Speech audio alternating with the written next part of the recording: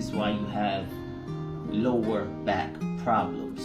All right, so here we have a model of the 33 vertebrae within the human God body.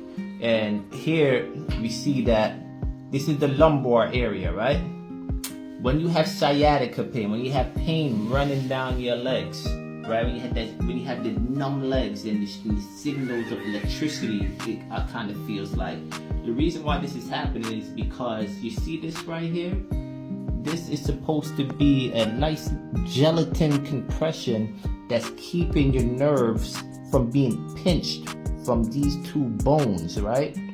From these bones that you see here. So when this compression is eroded, then now you have the nerve that's within this compression, it becomes pinched, right? This pinch, this squeezing of that nerve now leads to a bunch of signal generation that will shoot down your legs, right? Shooting down your legs, all because you don't have this. You don't have this compression anymore. So what are we gonna do to solve this problem? What we're gonna do is that we're going to eat foods that are high in mucilage, right? Mucilage is what makes this compression right here. So you're gonna eat foods like the Nepalese cactus, right? The tuna, in Jamaica we call it tuna, right? Or tuna water, right? You're gonna put that in your water, and your water's gonna become nice and thick, almost like porridge, and then you're gonna drink it. You're gonna drink lots of Jamaican sea moss, right?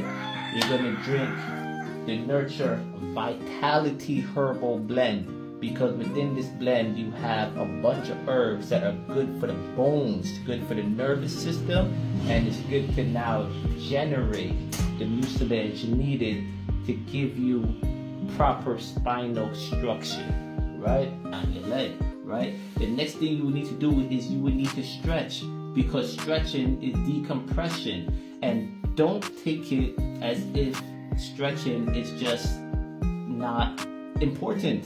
It's super important. You need to stretch every single day so that now the spine decompresses. The spine now, the nerves on the spine now will stop being pinched, and you'll have space for blood to actually go to where it's being pinched. Let's imagine it was being pinched right here. Let's imagine this wasn't even here, and it's just bone on top of bone.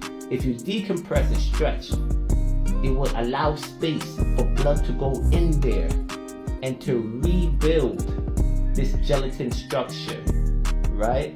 And then now that's what's going to stop the shooting pain, stop the tightness in the back,